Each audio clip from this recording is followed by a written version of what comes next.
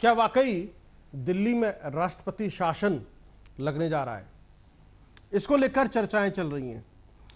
उपराज्यपाल के पास कितनी पावर है और किन परिस्थितियों में वो लगा सकते हैं दिल्ली के अंदर राष्ट्रपति शासन। आतिशी कह रही है कि दिल्ली की सरकार को गिराने की साजिश रची जा रही है, लेकिन धारा 239 AB के तहत राष्ट्रपति शासन लगाया जा सकता है और दिल्ली के उपराज्यपाल धारा 239A के तहत सरकार को बर्खास्त भी कर सकते हैं। किन परिस्थितियों में यह हो सकता है? जब संवैधानिक मशीनरी चरमरा जाए या ढांचा ढह जाए, क्योंकि दिल्ली के मुख्यमंत्री अरविंद केजरीवाल जेल में है और कह रहे हैं कि जेल से ही सरकार चलाएंगे। ऐसी स्थिति में क्या होगा? तो एलजी ने एक पत्र भी लिखा है, उसके बाद यह स्थिति बनती हुई दिखाई दे रही है कि दिल्ली के अंदर राष्ट्रपति शासन लग सकता है।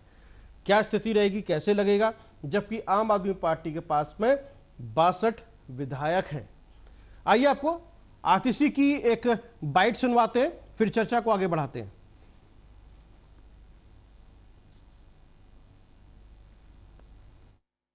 और यही कारण है कि अरविंद केजरीवाल जी को झूठे आरोपों के साथ, फर्जी आरोपों के साथ, बिना किसी प्रमाण के ईडी ने गिरफ्तार किया है, केंद्र सरकार ने गिरफ्तार किया है। क्यों? क्योंकि भारतीय जनता पार्टी को यह पता है, वो ये जानते हैं कि वो कितना भी जोर लगा लें, वो दिल्ली में अरविंद केजरीवाल को हरा नहीं सकते हैं। उन्होंने ये देख लिया है कि चाहे 2013 का चुनाव हो, चाहे 2015 का चुनाव हो, चाहे 2020 का चुनाव हो या 2022 में हुआ एमसीडी का चुनाव हो, कि दिल्ली के लोग अरविंद केजरीवाल से प्यार करते हैं, दिल्ली के लोग आम आदमी पार्टी को पसंद करते हैं और दिल्ली के लोग भारतीय जनता पार्टी की हर संभव कोशिश के बाद आम आदमी पार्टी को ही वोट देते हैं, अरविंद केजरीवाल को ही वोट देते हैं। अरविंद केजरीवाल की सरकार के खिलाफ एक बहुत बड़ा राजनीतिक षड्यंत्र प्लान किया जा रहा है। हमें विश्वसनीय सूत्रों से पता चला है कि आने वाले कुछ दिनों में केंद्र सरकार, भारतीय जनता पार्टी शासित केंद्र सरकार दिल्ली में राष्ट्रपति शासन लगाने वाली है। इसके कई संकेत पिछले कुछ दिनों से दिख रहे हैं। हम पिछले कई दिनों से देख रहे हैं कि दिल्ली में किसी भी अफसर की पोस्टिंग नहीं हो रही है। जो आईएएस अफसर हैं उनकी पोस्टिंग एमएचए द्वारा कंट्रोल्ड होती है, लेकिन पिछले कई महीनों से किसी भी सीनियर आईएएस अफसर की पोस्टिंग दिल्ली में नहीं हुई। दूसरी बात, दिल्ली के अंदर कई विभाग खाली हैं, वहां पर अफसर पोस्टेड नहीं है, लेकिन फिर भी दिल्ली के अंदर किसी भी अफसर को नहीं लगाया जा रहा। और यही कारण है कि अरविंद केजरीवाल। तो अभी आप सुन रहे हैं आतिशी को। आतिशी ने जिस तरीके से कहा कि दिल्ली की सरकार को गिराने की कोशिश की जा रही है, एक साजिश रची जा रही है। दिल्ली की जो सरकार है उसको लेकर 17 फरवरी को विधानसभा पटल पर बहुमत साबित किया था और 62 विधायकों वाली आम आदमी पार्टी ने अपनी सरकार बनाई। आज दिल्ली की सरकार को गिराने की कोशिश की जा रही है।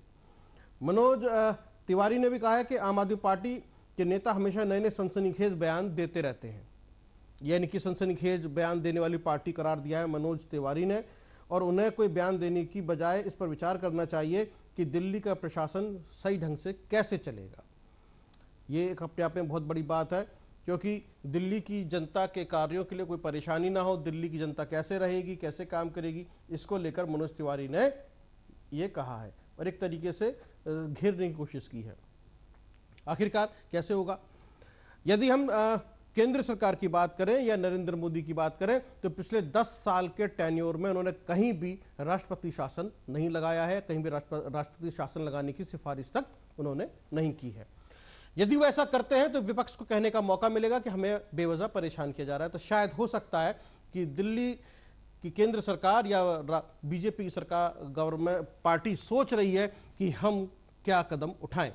इसी पे हम पूरी चर्चा करेंगे आज। आम आदमी पार्टी की प्रदेश प्रवक्ता तरुणिमा श्रीवास्तव हमसे जुड़ रही हैं और साथ में भारतीय जनता पार्टी के प्रवक्ता अनिल गोयल साहब हमसे जुड़े हैं इसके ऊपर। तरुणिमा, सबसे पहले मैं आप ही से बात करूंगा। जिस तरीके से आतिशी ने आज कहा है कि दिल्ली की सरकार को यानी कि गिराने की साजिश रची जा रही है, राष्ट्रपति शासन लागू किया जा सकता है, क्या वाकई ऐसा है और किस तथ्याधार पर आपको लग रहा है? क्योंकि जेल से सरकार चलाना या जेल मैनुअल के आधार पर क्या वो सब कुछ संभव है जब आप एक यूटी के अंदर हो और जिस तरीके से एलजी के साथ मिलकर सरकार चलाना हो? जी अजय जी, आवाज आ रही है मेरी आपको? जी जी, देखिए अजय जी, पहले तो देश की जनता को समझना पड़ेगा, जो इस तरीके के हम जो बोलते हैं वो तथ्य को आधार पे बोलते हैं। हम ऐसे फर्जी बातें नहीं करते, हम कोई जुमला नहीं करते। हमने दिल्ली में सरकार जब हमारी आई तो इन्होंने बाद में जब देखा कि जब दिल्ली की सरकार, जनता जो है केजरीवाल जी को पसंद कर रही है, तो उन्होंने धीरे धीरे हमारे विधायकों को डराना धमकाना शुरू कर दिया। उनपे कई केस डाल दिए, हमारे 20 विधायक पे केस डाल दिया था, लेकिन वो फिर 1 साल के बाद रिहा हो गए। वो फर्जी केस था। उसके बाद उन्होंने हमारे केजरीवाल जी के यहाँ ईडी का छापा करवाते रहे। कई बार छापा हुआ, कई बार रेड हुई, और ये लगातार इस 10 सालों में भारतीय जनता पार्टी इस तरीके से हमें तंग करती रही, चाहे एसजी के द्वारा हो, चाहे ईडी के द्वारा हो, चाहे सीबीआई के द्वारा हो। लेकिन फिर भी आम आदमी पार्टी डटकर खड़ी रही और अपने कामों को करती रही। जो हमने दिल्ली की जनता से वादा किया था वो हम काम करते रहे। आप खुद जानते हैं कि दिल्ली की जनता के कामों को रोकने के लिए एलजी फाइलों पे साइन नहीं करते थे और अरविंद केजरीवाल जी को वहां पे कैमरे के लिए, सीसीटीवी कैमरे के लिए धरना देना पड़ा 3 दिन तक, जब जाके साइन हुआ। तो इस तरीके से कई फाइल जो है 6-6 महीने तक रोक के रखते थे, साल भर रोक के रखते थे। हम बहुमत के साथ दिल्ली में सरकार में बैठे हुए हैं, लेकिन केंद्र सरकार द्वारा जो एलजी साहब बैठाए गए हैं वो हमें जगह हमें परेशान करने का काम करते हैं, हमें तंग करने का काम करते हैं। हमारी जो कार्यशैली है उसको धूमिल करने के लिए षड्यंत्र रचती है भारतीय जनता पार्टी। और जब भी ये सब काम करने के बाद भी जनता आम आदमी पार्टी को चुनती है, अरविंद केजरीवाल जी से प्यार करती है, उसी को चुनती है।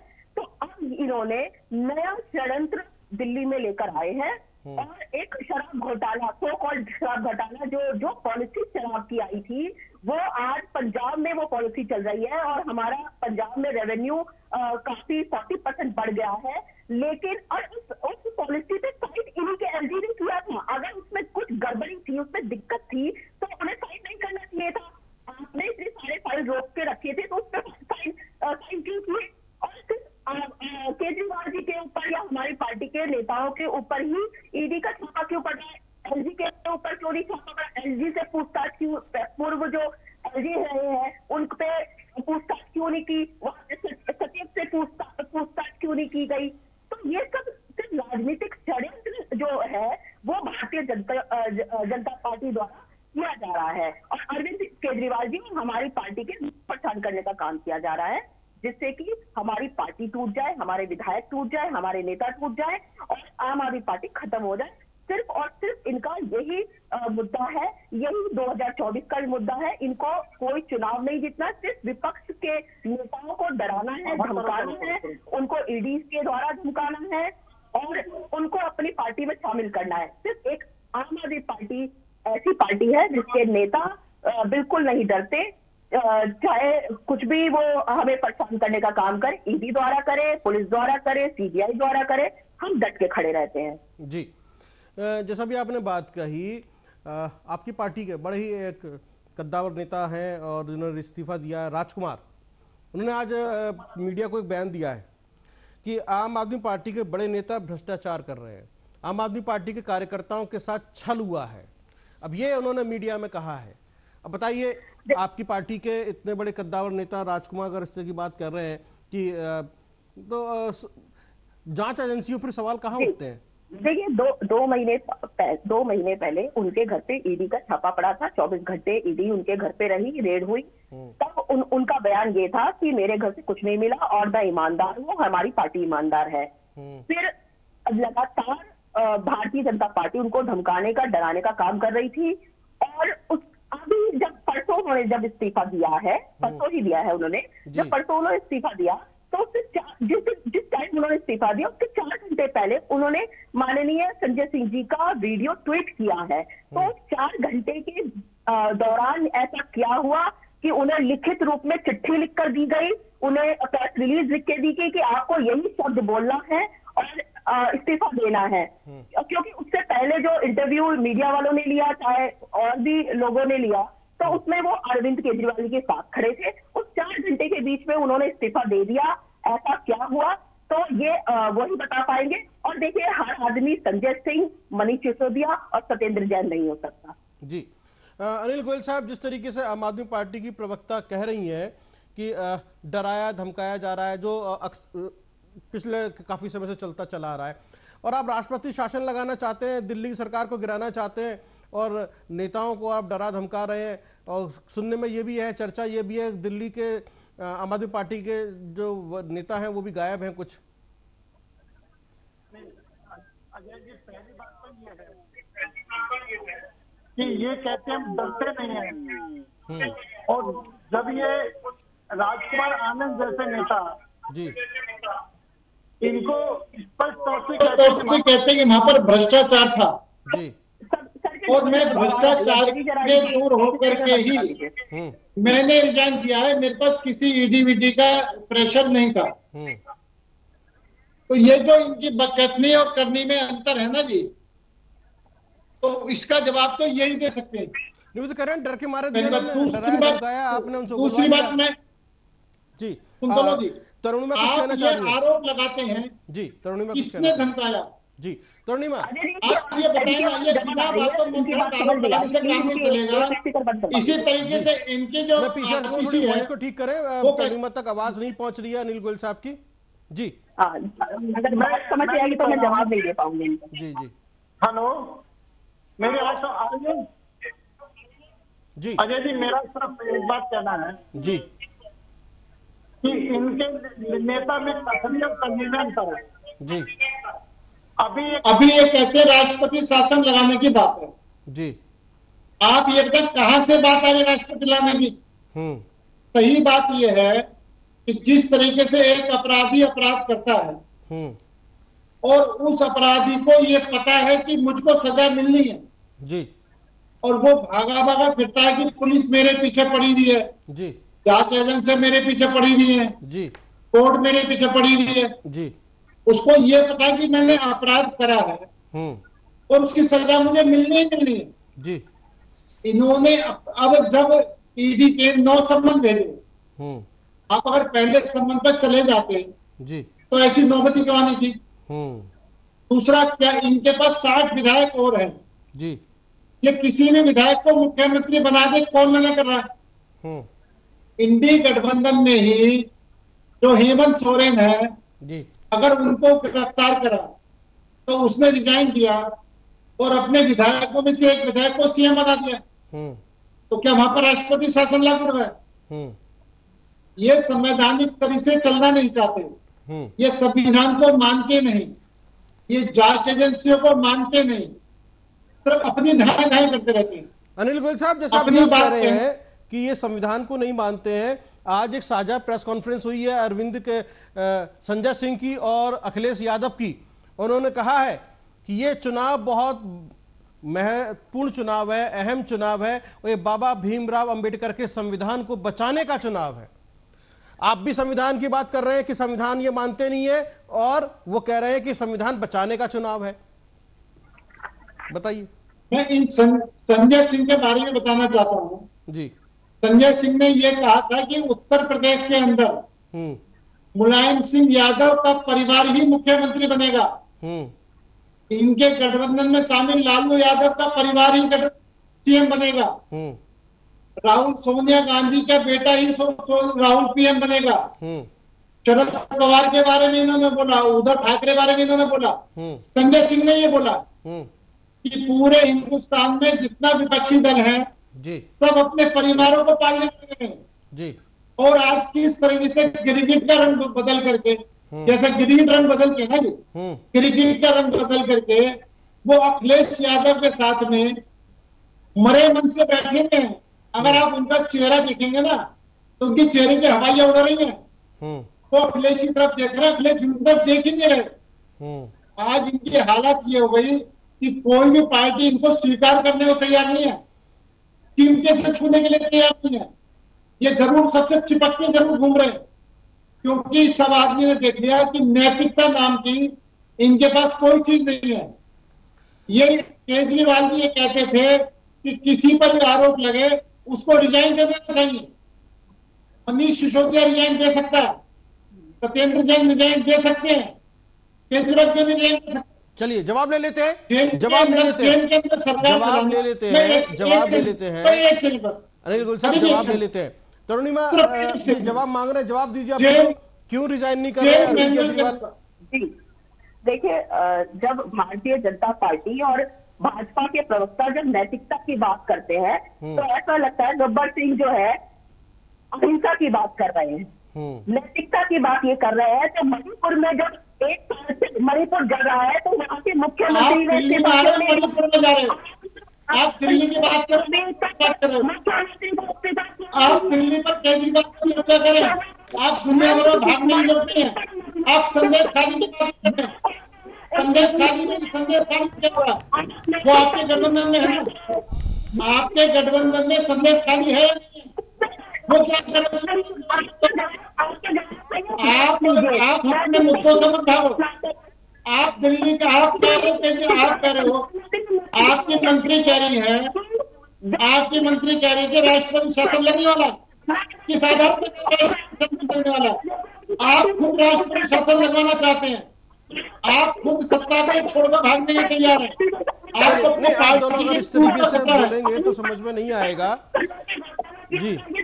आपकी पार्टी टूटने के कगार पर खड़ी है, आपकी पार्टी टूटने के कगार पर खड़ी नहीं है, ठीक है। आप अपनी पार्टी को बचा नहीं पा रहे हैं, आपके विधायक गायब हो चुके हैं, आपके विधायक गायब हो चुके हैं।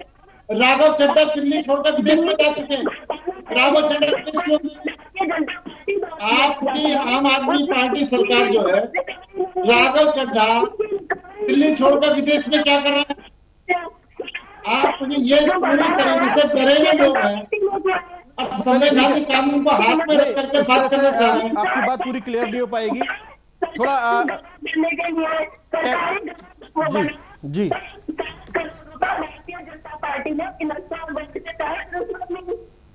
इलेक्ट्रॉन का लिए जो चंदा लिया है वो सब आप वापिस करें। 16,000 करोड़ रुपए जी, 14,000 करोड़ में तुम लोगों ने लिया हुआ, 14,000 करोड़ इलेक्ट्रिक बॉन्ड का चर्चा तुमको चंदा लिया हुआ, उसका क्या जवाब आपके पास?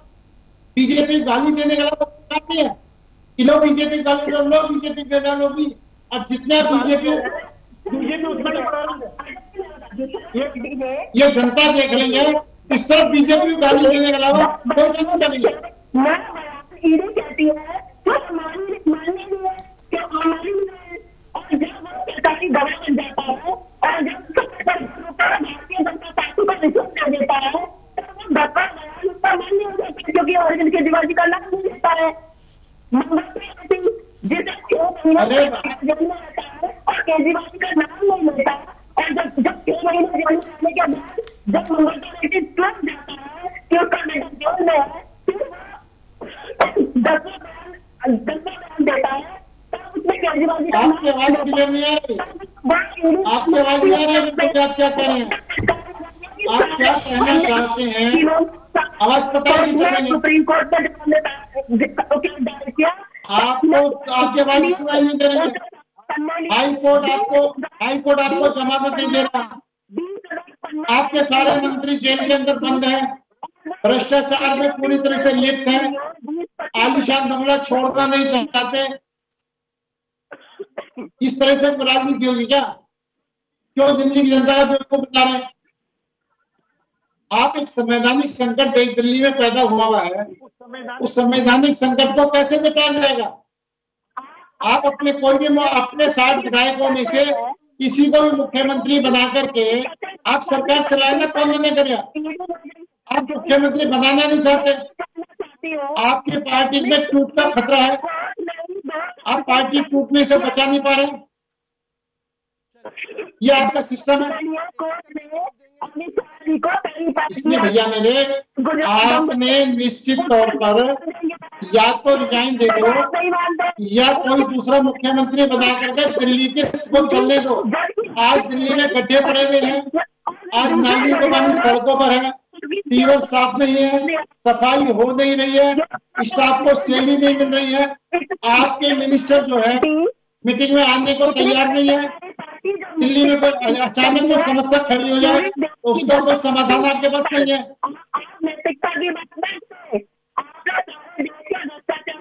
पार्टी में शामिल कर दिया, आप कहते हैं भ्रष्टाचार, आज भी मोदी जी के भ्रष्टाचारियों को खत्म करूंगा। कमाल का चला इस देश में, बेरोजगारी 83% बढ़ गई है, बेरोजगारी 83% इस देश में बढ़ गई है। भुखमरी बढ़ गई, 80 करोड़ जनता का राशन बांट रहे हैं फ्री का, आपने भुखमरी पे कब्जा लिया है, आपने शिक्षा को खत्म कर दिया इस देश में, आपने 10 साल में देश का बंटवारा कर दिया। आप ये कहते हैं कि हम विकास करेंगे इस देश का, कौन सा विकास? 10 साल में तो कोई विकास पैदा हुआ नहीं, और कौन सा विकास पैदा हुआ? अगर आप कोई बात करते हैं विकास की, तरक्की की, देश को कैसे विकसित होगा, तो आप हिंदू मुसलमान पर ले आते हैं। आवाज नहीं आ रही इनकी पार्टी का देखिए, हेलो, आज जो है एन एक्शन लिया और एक रेड पड़ी है। ये एक ताजा खबर है और जिस तरह की स्थिति है तो हम बात कर रहे हैं कि दिल्ली की जनता, चलिए ठीक है, पॉलिटिकल पार्टीज आपस में एक दूसरे के ऊपर आरोप प्रत्यारोप लगाएंगी, दलीलें देंगी और इस तरह की राजनीति चलती रहेगी, लेकिन दिल्ली की जनता का क्या दिल्ली की जनता भगवान भरोसे है, राम भरोसे है? क्या होगा दिल्ली की जनता का? क्योंकि दिल्ली की जितनी भी प्रक्रियाएं हैं, सिस्टम है, जैसे वो चरमरा जाएगा दिल्ली, चाहे वो पुलिस की व्यवस्था की तो खैर सेंट्रल के पास में है, बाकी की व्यवस्थाएं कैसे होंगी बताइए? दिल्ली की जनता का क्या कसूर है? क्या उनका हक नहीं है कि उन्हें वो सभी सुविधाएं मिले, वो सारी व्यवस्थाएं मिले जिसके लिए उन्होंने वोट दिया और एक सरकार चुनी? तो ये होना चाहिए ना। जी अनिल जी, मैं बताती हूँ कि जनता का कोई कसूर नहीं है, जनता का काम पूरी तरह से हो रहा है, हम लोग जनता का काम अच्छे से कर रहे हैं। मैं आपको बता दूं, अरविंद केजरीवाल जी के पास कोई भी डिपार्टमेंट नहीं है, तो हमारे जितने भी मंत्री हैं उनके पास डिपार्टमेंट है, वो लोग अपना तरीके से काम कर रहे हैं। जनता का जो भी उन्हें एलजी से साइन करवाना आता है वो जाकर करवाते हैं। तो अरविंद केजरीवाल जी का सिर्फ इतना रोल है कि जब वो फाइल पूरी हो जाती है तो वो उस पे साइन कर सकते हैं, उस पे सहमति दे सकते हैं। उन पे कोई डिपार्टमेंट नहीं है, पहले आपको बता दो। इसलिए दिल्ली की जनता का कोई काम नहीं रुक रहा। अगर दिल्ली की जनता का कोई काम रुकता है तो वो एलजी रोकते हैं कि ये मोदी जी के कठपुतली रोकते हैं। वो आम आदमी पार्टी कोई भी काम को रोकती नहीं है, बल्कि उनके लिए नए नए नीतियां लेकर आती है।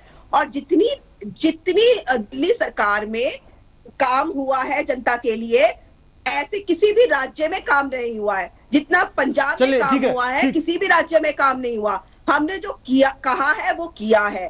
तो आप दिल्ली की जनता से जाके, चाहे पंजाब की जनता से पूछ लीजिए कि आम आदमी पार्टी उनके लिए कितना अच्छा काम कर रही है। पंजाब में हमारे पास पूरी व्यवस्था है, हम उन्हें रोजगार भी दे रहे हैं, उन्हें हम सरकारी नौकरियां भी दे रहे हैं। और दिल्ली में हमारे पास सरकारी संस्था नहीं है, इसलिए हम उन्हें नौकरियां तो नहीं दे सकते, लेकिन जो जनता की मूलभूत सुविधाएं हैं वो सारी चीजें उन्हें प्रोवाइड करा रहे हैं। और शिक्षा क्रांति जो दिल्ली की आई है वो तो पूरे वर्ल्ड फेमस है। आपको मालूम है कि अमेरिका से जब राष्ट्रपति आए, उनकी पत्नी गुजरात के स्कूल देखने नहीं गई, वो दिल्ली के स्कूल देखने आई। उसके हैप्पीनेस क्लास के बारे में उन्होंने सुना था, उसको सुनने आई वो।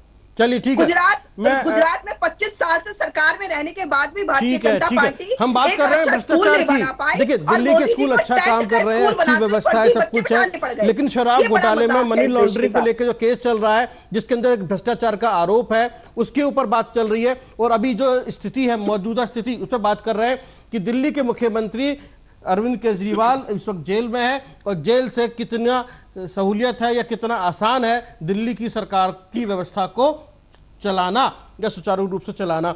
जैसे अभी एलजी के बारे में कहा तरुणिमा श्रीवास्तव ने, अनिल गोयल साहब, कि अरविंद केजरीवाल के पास में तो कोई विभाग है ही नहीं, ऐसी कोई अधिकार है ही नहीं, कोई ऐसी चीजें बंधे हुए नहीं है। तो सभी मंत्री, सभी विभाग अपना काम कर रहे हैं, अपनी फाइलें लेके एलजी के पास जाते हैं, सिग्नेचर करा लेते हैं और जब वो फाइलें पूरी हो जाती है उसके बाद वो जो है अरविंद केजरीवाल के पास जाते हैं मुख्यमंत्री पद और उनसे अप्रूवल ले लेते हैं, सिग्नेचर करा लेते हैं। तो ऐसा कोई व्यवधान नहीं है कि दिल्ली के मुख्यमंत्री को बार बार एलजी से मिलना पड़ेगा और मंत्रणा करनी पड़ेगी, उसके लिए उनके मंत्री हैं जो काम कर रहे हैं। तो ऐसा कोई मंत्रालय उनके पास में नहीं है। यही है तरुणिमा श्रीवास्तव, मैं सही कह रहा हूं? जी बिल्कुल। और तो ऐसे में सवाल ये है, ये कोर्ट का ऑर्डर है। नहीं, ऐसे में सवाल ये है बीजेपी अरविंद केजरीवाल के इस्तीफे को क्यों मांग रही है, क्यों पीछे पड़ी हुई है? ये आम आदमी पार्टी जनता के हित में, जनता के हित में, ठीक है, इसका और कोई रोल नहीं है क्योंकि कि जब तक पार्टी इस दिल्ली से खत्म नहीं होगी। तरुणिमा सुन लीजिए, अब जवाब सुन लीजिए उनका, आपका सवाल पहुंच गया उनके पास, जवाब सुन लीजिए। जी, जेल मैनुअल के हिसाब से जी सरकार जेल से नहीं चल सकती, जेल मैनुअल के हिसाब से। एक बात, दूसरी बात क्या है कि जो भी फैसला होगा संविधान के हिसाब से चल सकती है, संविधान में और जेल मैनुअल के हिसाब से 2 बार मिल सकते हैं ना, 2 बार मिल सकते हैं, तो हम 2 बार में काम कर लेंगे। इसमें क्या दिक्कत है भारतीय जनता पार्टी? बीच में क्या बोल रही है? ये बीच में नहीं, अभी काउंटर मत कीजिए, जवाब दीजिए। मैं काउंटर करने के लिए जब कहूंगा तब काउंटर कीजिएगा। अनगिनत चिट्ठियां लिख सकते हैं, अनगिनत चिट्ठियां जेल मैनुअल के हिसाब से। आपको जेल मैनुअल पढ़ना पड़ेगा जी, चिट्ठी द्वारा, ठीक है, कोई हमारी ना सुने जी। आप मुझे ये बताएं कि मुख्यमंत्री होने के नाते इनको मिनिस्टर की मीटिंग बुलानी पड़ेगी। कल को दिल्ली में कोई भी इमरजेंसी हो जाए तो फैसला मुख्यमंत्री को करना होगा। अब राजकुमार आनंद ने रिजाइन दे दिया जी, उनके रिजाइन को स्वीकार करना, उनके लिए कोई दूसरा मंत्री बनना, ये भी मुख्यमंत्री काम है, जो कि जेल से संभव नहीं है। अब ये सिर्फ अपनी धान है, और जब उनके पास कोई डिपार्टमेंट नहीं है, वो इस योग्य नहीं है, तो किसी और को भी एमएलए को मुख्यमंत्री बना दे। किसने इनको रोका? ये राष्ट्रपति शासन, ये खुद चाहते हैं कि दिल्ली में राष्ट्रपति शासन हो, क्योंकि इनके विधायक इनके साथ नहीं है, इनकी सरकार में फूट का खतरा है, इनके मंत्री पार्टी छोड़ कर भाग रहे हैं, इनके पार्टी कार्यकर्ता इनको छोड़कर भाग रहे हैं, तो टूट के डर से ये जेल के अंदर बंद होकर के मुख्यमंत्री दूसरा बनाना नहीं चाहते कि इनके पास सर्वसम्मति से कोई मुख्यमंत्री बनने के लिए नहीं है, आपस में सिर्फ फुटमल होगी। तो अपनी गलतियों को छिपाने के लिए दिल्ली की जनता को नरक में डुबो रखा। आज इतनी गर्मी के अंदर भी सीवर का पानी सड़कों पर है, लोग सड़कों पर चल नहीं सकते, पीने को पानी नहीं मिल रहा है, नालियां साफ नहीं है, कर्मचारियों को सैलरी नहीं मिल रही है, सारे काम दिल्ली के रुके पड़े हैं और इनके हिसाब से एयर कंडीशन बैठे काम हो रहे हैं। दिल्ली में सारी सड़कों पर गड्ढे पड़ चुके हैं। आप इनके पास ना हो तो मेरे पास आओ, मैं सारी आपको वीडियो बना भेज देता हूं जी। इतना बुरा हाल है, दिल्ली नरक बन चुकी है, दिल्ली की जनता त्राही कर रही है और हम दिल्ली की जनता के लिए ये मांग करते हैं कि वहां पर कोई ये रिजाइन दे करके अपनी ही पार्टी के किसी भी विधायक को मुख्यमंत्री बना दे जी। हमारा मुख्यमंत्री नहीं बनेगा। अब हेमंत सोरेन ने चंपई सोरेन को मुख्यमंत्री बनाया, बीजेपी का मुख्यमंत्री नहीं बना ना, उन्हीं की पार्टी का मुख्यमंत्री है।